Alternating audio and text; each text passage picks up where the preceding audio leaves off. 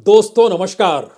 राजनीति की लकीर शायद राष्ट्रीय स्वयंसेवक संघ के लिए एक ऐसी लक्ष्मण रेखा है जिसको पार करने की उसने कोशिश कभी किसी चुनाव में खुले तौर पर की नहीं।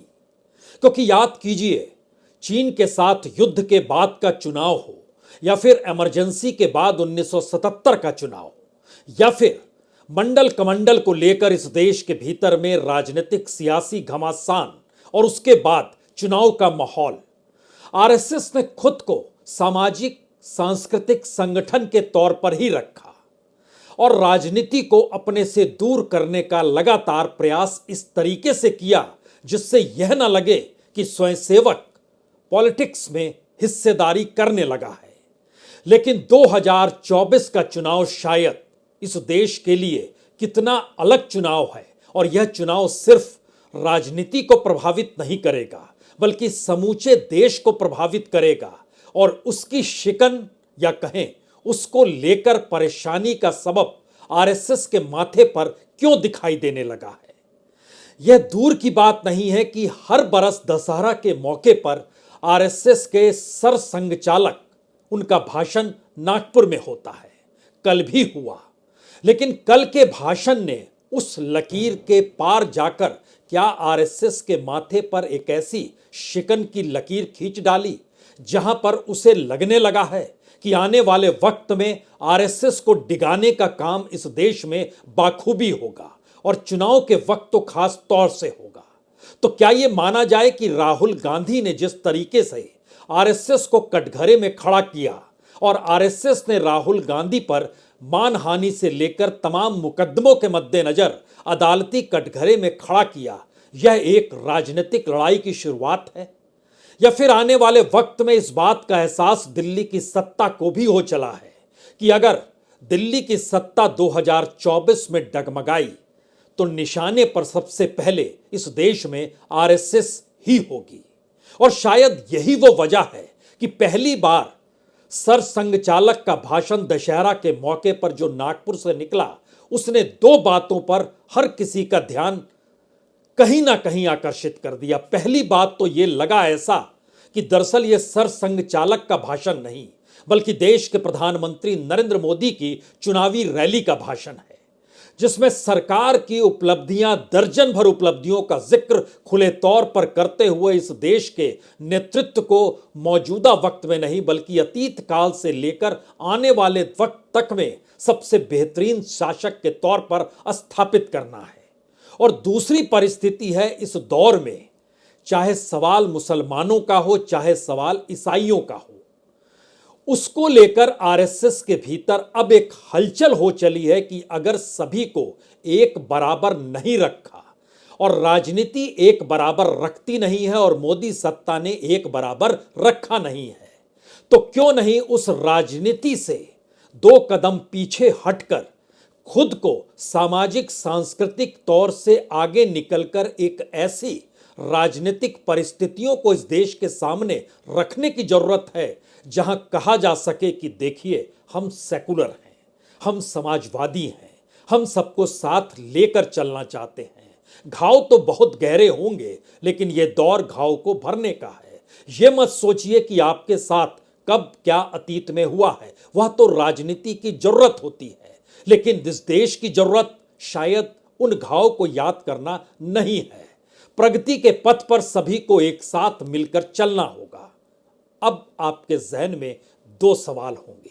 पहला सवाल, वह कौन सी उपलब्धियां हैं जो एक तरफ देश के सरसंघचालक दशहरा के मौके पर इस देश को स्वयंसेवकों के जरिए बताना चाहते हैं, और दूसरा सवाल, वह कौन सी परिस्थिति है जिसमें अब उन्हें महसूस होने लगा है कि इस देश के भीतर जितनी लकीरें खींची गई हैं उन लकीरों को अगर नहीं मिटाया गया या आरएसएस उसे मिटाते हुई नजर नहीं आई तो फिर चुनाव के बाद क्या होगा, शायद इसके लिए आरएसएस को अब तैयार हो जाना चाहिए। आरएसएस अपने तौर पर कितनी तैयार है और तैयार होना चाहिए, कागज पर अलग है और वैचारिक तौर पर और शायद इस देश के परसेप्शन के तौर पर वह एक अलग सोच है। दूसरी सोच है कि इस दौर में क्या खुद प्रधानमंत्री जो एक वक्त संघ के प्रचारक रहे, और संघ के प्रचारक के प्रधानमंत्री बनने पर आरएसएस ने खूब ढोल पीटे।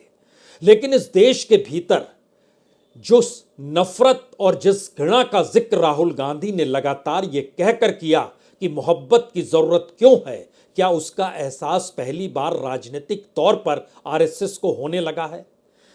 आप सोच रहे होंगे ये पहेलियां बुझाई जा रही हैं। जी नहीं, यहां पर 4-5 सवाल पहले आप सुन लीजिए, उसके बाद एक एक पन्नों को हम खोलते चलेंगे। पहला सवाल, आरएसएस का स्वयंसेवक जमीन पर काम करता है और उसने देखा परखा कि इस दौर में मोदी सत्ता के जरिए जो मुद्दे आर्थिक तौर पर इस देश में निकल कर आए, उसको लेकर बोलने वाला सत्ता में कोई नहीं है। तो आरएसएस की पहली मुश्किल यानी स्वयंसेवक की पहली मुश्किल वहां पर थी। दूसरी मुश्किल, इस दौर में मोदी सत्ता के साथ आरएसएस की सत्ता को खड़ा करके राहुल गांधी या कांग्रेस ने या विपक्ष ने सीधे तौर पर जब निशाने पर लिया तो देश की डेमोक्रेसी और कॉन्स्टिट्यूशन का भी जिक्र किया। यह दूसरा सवाल था। तीसरा सवाल है कि आरएसएस अपने तौर पर सामाजिक या सांस्कृतिक परिस्थितियों को जीना इस दौर में छोड़ चुका है और राजनीतिक तौर पर मोदी सत्ता के हर कार्यक्रम के पीछे खड़ा है। यह तीसरा सवाल है। चौथा सवाल है स्वयंसेवक की भूमिका और बीजेपी कैडर की भूमिका दोनों एक लकीर पर चलने की स्थिति में इस देश के भीतर नहीं है। यह चौथा सवाल है। पांचवा सवाल है, इन तमाम परिस्थितियों में सरसंघ चालक की भूमिका क्या होनी चाहिए? एक, और सरसंघ चालक को क्या अगर अपने स्क्रिप्ट को थमा दिया जाए और वह बोलना शुरू करें तो लगे जैसे प्रधानमंत्री मोदी का भाषण चल रहा है, उससे काम चल जाएगा क्या? यह पांचवा सवाल है। और इन्हीं सवालों के इर्द गिर्द कल दशहरा के मौके पर सरसंघ चालक का भाषण, राहुल गांधी का संघ को निशाने पर लेना, मोदी सत्ता की चुनाव के मौके पर डामाडोल स्थिति होना, और ऐसे में एक तरफ मोदी सत्ता को भी संभालना है और दूसरी तरफ आरएसएस को भी पुरानी परिस्थितियों के साथ नई दिशा में खड़ा करना है। यह भी चुनौती है और इसी के इर्द गिर्द सारी चीजें धीरे धीरे चल रही है। इसीलिए जो स्क्रिप्ट दिल्ली से निकलकर नागपुर पहुंची, सबसे पहले उसका जिक्र। सामान्य तौर पर यह होता नहीं है कि किसी सत्ता के कार्यक्रमों को सरसंघ चालक एक लाइन में बताने लग जाएं, लेकिन कल उन्होंने बतलाया। यानी मैसेज बहुत साफ दिल्ली का था कि आप उपलब्धियों को परोसते चले जाइए, अन्यथा आने वाले वक्त में हम चुनाव हारे तो फिर आप भी कहीं के नहीं रहेंगे। जरा 1 दर्जन मुद्दों को परखने की कोशिश कीजिए। G20 के जरिए जो सफलता मिली, उसकी अंतर्राष्ट्रीय पहचान भारत की उसमें बन गई। इसी बात का जिक्र मोदी तमाम रैलियों में करते हैं। दूसरी परिस्थिति, आर्थिक परिस्थितियों में भारत 5वें पायदान पर पहुंच गया और आने वाले वक्त में 5 ट्रिलियन के साथ तीसरी पायदान पर होगा। इसका जिक्र भी मोदी करते हैं, जिसका जिक्र नागपुर के दशहरा मैदान में हो रहा था। डिजिटल टेक्नोलॉजी हमारे देश में कैसे आई और गांव गांव तक फैल गई, इसका जिक्र मोदी भाषण में करते हैं, सरसंघ चालक ने दशहरा में किया।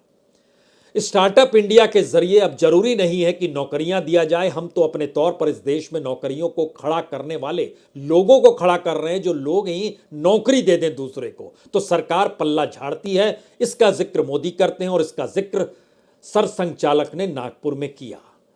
चंद्रयान की उपलब्धि, वैज्ञानिकों की उपलब्धि का जिक्र प्रधानमंत्री मोदी करते हैं, सरसंघ चालक ने भी किया। खिलाड़ियों का इस दौर में पदकों को लाना और एशियन गेम्स में 100 का आंकड़ा पार कर जाना, इसका जिक्र भी प्रधानमंत्री मोदी करते हैं। इसका जिक्र भी किया गया सरसंघ चालक के जरिए। प्रधानमंत्री मोदी मुस्लिमों के भीतर पसमानदा समाज को खोजते हैं और पसमानदा समाज से इतर हटकर मुस्लिमों को साथ कैसे खड़ा करना है और उनका भी बराबर हक इस देश के भीतर है और एक लिहाज से सभी बराबर हैं। विभाजन का घाव हो या कुछ भी घाव हो, उसको भूल जाइए, सब एक साथ खड़े हैं। इसको नए तरीके से सरसंघ चालक ने मुस्लिम और ईसाइयों दोनों को लेकर रखने की कोशिश दशहरा के भाषण में की। चीन को लेकर प्रधानमंत्री अधिकतर खामोश रहते हैं, वही खामोशी को नए तरीके से सरसंघ चालक ने नागपुर में रखने की कोशिश की और हिमालय के जरिए भारत का पर्यावरण हो, भारत के भीतर का मौसम विज्ञान हो, सीमा की परिस्थिति हो, इसको रखा चीन इसे डिस्टर्ब करने की कोशिश करता है। लेकिन इसके बाद के सवाल कहीं ज्यादा मौजूद हैं। राम मंदिर, अयोध्या में राम मंदिर 22 जनवरी को प्रधानमंत्री इसका जिक्र बाखूबी करते हैं, सरसंघचालक ने इसका जिक्र बाखूबी किया। विरोध जो लोग करते हैं वो नेगेटिव होते हैं, इसका जिक्र प्रधानमंत्री करते हैं, उनसे जो सवाल पूछता है प्रधानमंत्री को वो नेगेटिव, और विरोध करने वाले लोग उन्हें भाते नहीं हैं। कुछ इसी अंदाज में सरसंघचालक ने कहा, भटकिए मत उनके दायरे में आकर खड़ा होकर। प्रधानमंत्री खुद को विश्व गुरु के तौर पर रखना चाहते हैं और विश्व गुरु के तौर पर, और समाधान भारत ही दे सकता है, इसका जिक्र सरसंघचालक ने किया। और जिस अमृतकाल का जिक्र लगातार प्रधानमंत्री मोदी करते हैं, उसी अमृतकाल का जिक्र नए सिरे से कि इस अमृतकाल में यह सब देखने को हमको मिल रहा है कि चौतरफा प्रगति है, यह सरसंघचालक ने किया। यह इस देश की सरकार का भाषण नहीं है, यह प्रधानमंत्री मोदी के रैली का भाषण नहीं है। यह दशहरा के मौके पर जब संघ की स्थापना हुई थी उस दिन के महत्व को समझिए, और उसके बाद सरसंघचालक की इस पहली स्क्रिप्ट लिस्ट को पढ़िए। दिल्ली से यह लिखकर नागपुर पहुंची थी और उसको सरसंघचालक ने अपने तौर पर पढ़ दिया। 3-4 मायने इसके बहुत साफ हैं। पहला, मोदी ना होंगे तो इस देश में कुछ भी संभव नहीं है, यह उसका पहला हिस्सा, उसके भीतर का परसेप्शन बनाने की कोशिश है। दूसरा, विश्व गुरु भारत क्यों हो चला है और दुनिया भर में भारत का डंका कैसे बज रहा है, और वह भी प्रधानमंत्री मोदी के इर्द गिर्द, यह भी बताने की कोशिश हुई।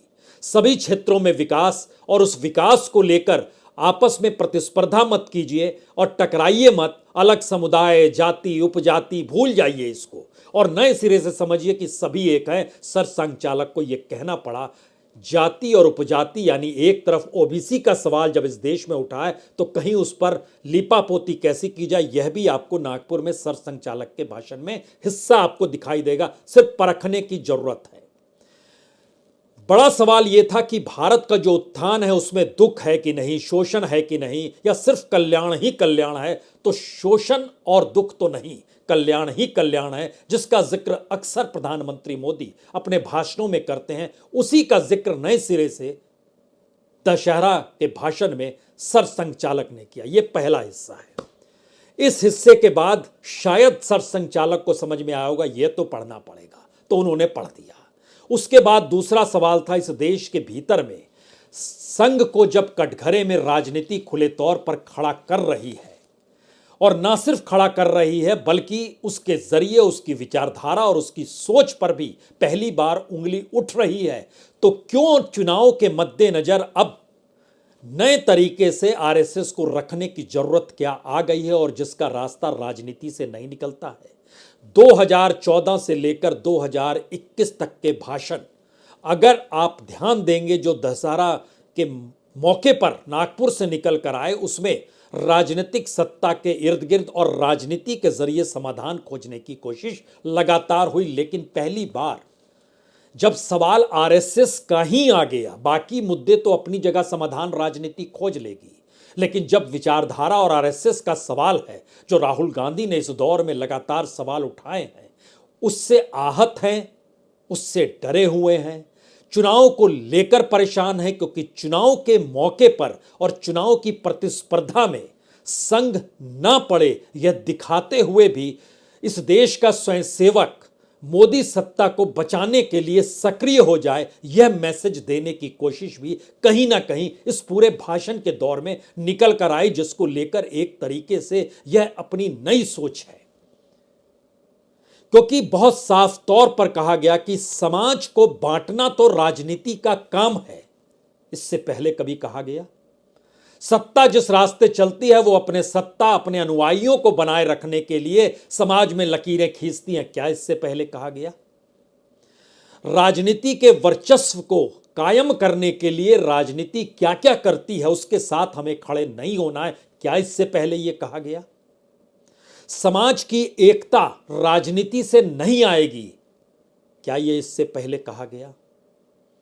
इस देश के भीतर में जो अलग अलग तरीके से लोगों को लगता है कि हमें स्पर्धा, हम पिछड़ गए हैं, हमको ये चीजें नहीं मिली हैं, ये सारी चीजों का जिक्र होते होते संविधान और बाबा साहब अंबेडकर का जिक्र भी इस मौके पर हो दशहरा के भाषण में, जब सबको पता है इसी दौर में धम्म परिवर्तन बाबा साहब अंबेडकर ने नागपुर में ही किया था और महज 10 किलोमीटर की दूरी पे धम्म परिवर्तन की उस जगह पर दशहरा के दिन ही वहां पर तमाम दलित देश दुनिया भर के लोग पहुंचते हैं, लाखों की तादाद में होते हैं और वहां इस बात का एहसास हर किसी को होता है कि धम्म परिवर्तन का मतलब क्या है।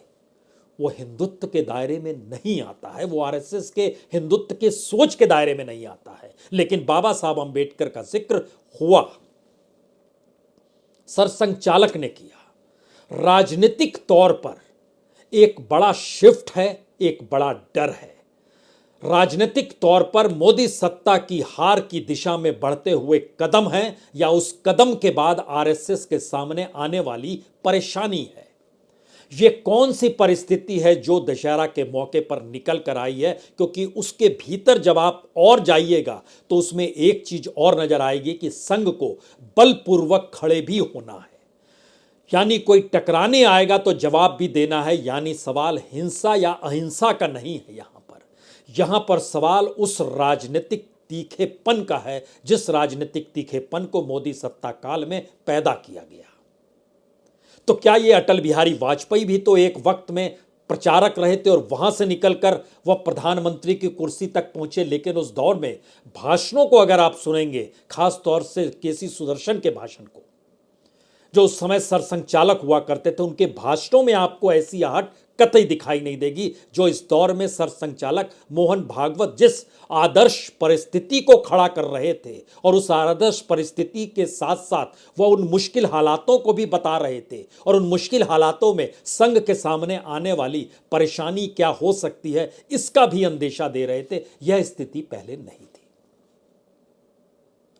तो क्या यह माना जाए कि इस दौर में इस देश के भीतर में 100 बरस होने को आ रहे हैं आरएसएस के और अगले साल दशहरा से शताब्दी वर्ष की शुरुआत हो जाएगी जो 2 साल तक चलेगी, 2026 तक चलेगी। लेकिन जरा कल्पना कीजिए 2024 में मोदी सत्ता की हार एक झटके में आरएसएस को कितने पीछे ले जाएगी या फिर उसको किन मुश्किल हालातों में खड़ा करेगी, यह कोई अब बताने की जरूरत होनी नहीं चाहिए। आरएसएस को इसका एहसास हो चला है और इसीलिए जब पूरा भाषण का लब्बो लुबाब आपके सामने आएगा तो एक सवाल आएगा कि जो स्वयंसेवक रूठे हुए हैं वो समझ जाएं, समझ लें एकजुटता के साथ कैसे खड़े होना है चुनाव के वक्त में। हालांकि चुनाव का भी खुले तौर पर सरसंघचालक ने अपने भाषण में जिक्र किया, हालांकि वो जिक्र वोट देने तक का था, लेकिन एकजुटता और जिस लिहाज से 2024 के चुनाव की दिशा में बढ़ते हुए कदम और उससे पहले 5 राज्यों के चुनाव और खास तौर से जो 4-5 राज्य है कहां पर, वहां पर आरएसएस की शाखाएं बड़ी तादाद में है। वो मध्य प्रदेश हो, राजस्थान हो, छत्तीसगढ़ हो, तेलंगाना हो या मिजोरम ही क्यों ना हो, नॉर्थ ईस्ट के भीतर भी 1000 से ज्यादा मौजूदगी बाकायदा शाखाओं के जरिए है। और सवाल यह भी उठा था कि मणिपुर के भीतर जब 2 समुदायों के भीतर की हिंसक परिस्थितियों को रोक पाने में स्टेट फेल हो गया, प्रधानमंत्री ने खामोशी बरती, तो मणिपुर के सवाल को उठाकर सरसंघचालक ने मोदी सत्ता के उन घावों पर मलहम लगाने की कोशिश की जिससे कोई अगला घाव ना दे सके और यह कह दिया कि दरअसल वहां पर यह सब कुछ कोई करा रहा है। कौन करा रहा है, कैसे करा रहा है, स्टेट की भूमिका क्या होती है, कॉन्स्टिट्यूशन क्या कहता है, डेमोक्रेसी का मतलब क्या होता है, रूल ऑफ लॉ क्या होता है, इस पर कोई बात नहीं। राजनीति की एक नई लकीर आरएसएस के भीतर खिंच रही है। उसे समझ में आने लगा है कि मोदी काल के दौर में उसका राजनीतिकरण उसके चाहे अनचाहे परिस्थितियों के साथ हो चुका है और राजनीतिक परिणाम उसकी अपनी विचारधारा, अपने संगठन, अपनी सोच को प्रभावित करेंगे। इससे कोई इनकार अब कर नहीं सकता है, क्योंकि जब आप राजनीति के पिछलग्गू बन जाते हैं और अपनी विचारधारा छोड़कर सत्ता को ही सबसे बड़ी विचारधारा के तौर पर देखने वाली दृष्टि ले आते हैं तो उसके बाद चीजें बचती नहीं हैं और आप चाहे अनचाहे उस दायरे में खड़े हो ही जाते हैं जो इस देश की राजनीति से प्रभावित होती है और जिस राजनीति पर सरसंघचालक ये आरोप लगा रहे हैं कि आप समाज को बांटते हैं, समुदायों को बांटते हैं, राजनीति वर्चस्व का खेल है, वो अपने अनुयायियों को पीछे लेने के लिए किसी को दुश्मन बना ही लेता। इन बातों का जिक्र किया गया। तो क्या यह एक ऐसी परिस्थिति में मोदी सत्ता आकर खड़ी हो गई है जहां मुश्किल हालात अब आरएसएस के सामने भी है? क्योंकि आरएसएस का सोचना था 2024 में जब 99 बरस पूरे होंगे और 100वां बरस शुरू होगा तब 1 लाख शाखाएं इस देश में आरएसएस की चलेगी। आज की तारीख में अगर देखें, जो आखिरी डाटा इनका मार्च 2022 का निकल कर आया, हालांकि 2023 को लेकर अलग अलग तरीके से है, लेकिन मार्च 2022 तक लगभग इस देश के 38,390 जगहों पर 60,000 से ज़्यादा शाखाएं इनकी चलती हैं। साप्ताहिक शाखाएं 20,681 है। संघ मंडली लगभग 8,000 या उससे कुछ कम की है। और इसको फैलाना है, और ख़ास तौर से जिन राज्यों में अभी चुनाव हो रहे हैं और उसके बाद जब देश भर में चुनाव होंगे, जहाँ जहाँ संघ की बड़ी शाखाएं हैं उसमें ख़ास तौर से केरल में वो नहीं है। कर्नाटक में बड़ा प्रयोग उस दौर में किया गया, वहां पर भी अब उसकी सत्ता नहीं है। आदिवासी इलाकों में, चाहे वो मध्य प्रदेश का इलाका हो, चाहे वो तेलंगाना का इलाका हो या राजस्थान का इलाका हो, वहां पर चुनावी हार मिली पिछली बार, और इस बार उनकी अपनी राजनीतिक जमीन डबल इंजन के चक्कर में फंसती चली गई। और ये सवाल लगातार उन जगहों पर हर कोई पूछता चला गया, आदिवासियों के बीच काम करने वाला, इस डबल इंजन में आप बीजेपी के साथ हैं, आरएसएस के साथ हैं, या दोनों एक है? जवाब नहीं था किसी के पास। इस मुश्किल हालात में सरसंघचालक के सामने हो सकता है इस दौर में बहुत मुश्किल हो और एक ट्विनिंग बैठाने की कोशिश लगातार हो रही हो। शायद इसीलिए पहले हिस्से में प्रधानमंत्री मोदी की उपलब्धियों का खांचा और दूसरी परिस्थिति में आरएसएस के सामने आने वाले संकट को लेकर इस देश के भीतर में एक आदर्श समाज की परिकल्पना रखने की कोशिश की गई है। आखिर के 3 सबसे बड़े सवाल जो शायद 100 बरस की आरएसएस जो होने जा रही है उसके सामने सबसे बड़ी चुनौती है। रेफरेंस पहले का 9 बरस एक प्रचारक की सत्ता इस देश में रही। उस दौर में आरएसएस का जो भी विस्तार हुआ, वह आरएसएस का विस्तार बीजेपी की सत्ता की मलाई खाने के लिए हो रहा था। इसका जवाब कोई देने की स्थिति में आता नहीं है। और इसीलिए कहा जाता है कि पूरे तरीके से ह्यूमन रिसोर्स डिपार्टमेंट में संघ के लोग भरे पड़े हैं। क्वालिटी निकल कर नहीं आती है। इस देश के भीतर में तमाम यूनिवर्सिटीज में वीसी हो, प्रोफेसर्स की नियुक्ति हो, यहां तक कि दिल्ली तक में आरएसएस के दफ्तर से लड्डुओं का डब्बा पहुंच जाए, वो कितनी बड़ी तादाद में हो वही तय करने लगा है। नियुक्तियों को लेकर यानी नौकरियों को लेकर आरएसएस इस दौर में सत्ता का एक जरिया बन गया। ये पहला सवाल है जो सबसे मुश्किल हालात में आरएसएस को डालता है कि जब सत्ता नहीं रहेगी तब वो क्या करेगी। ये पहला सवाल था। दूसरा सवाल, जिस विचारधारा का जिक्र लगातार हो रहा है उसमें ध्यान दीजिए तो मोदी सत्ता ने प्रचारक के विचार को खोया, सत्ता के विचार को अपनाया। आरएसएस ने सत्ता के विचार को विचारधारा में तब्दील होते हुए देखा और अपने 40 संगठनों में से जो महत्वपूर्ण 6 संगठन हुआ करते थे, वो स्वदेशी संगठन हो, वह किसान संघ का संगठन हो, वो भारतीय मजदूर संघ का संगठन हो, वह अपने तरीके से आदिवासी कल्याण से जुड़ा हुआ संगठन हो, वो महिलाओं से जुड़ा हुआ संगठन हो, ये तमाम संगठन कुंद पड़ गए। और उस पूरी दायरे के भीतर में विश्व हिंदू परिषद भी कहीं का नहीं बचा। अपने संगठन को ही इस दौर में सत्ता की खातिर कमजोर, इस दूसरे का जवाब भी नहीं मिलेगा।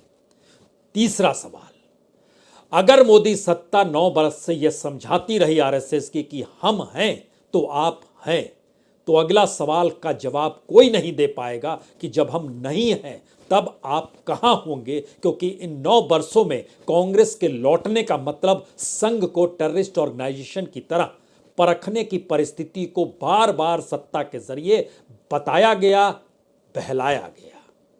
और एक झटके में अब ये सवाल निकल कर आ रहा है जब 100वें बरस में कदम रखने पर उतारू है आरएसएस। सत्ता नहीं रहेगी तब क्या होगा, सुविधाएं नहीं रहेंगी तब क्या होगा। विस्तार विचारधारा से होता है, सुविधाओं से नहीं।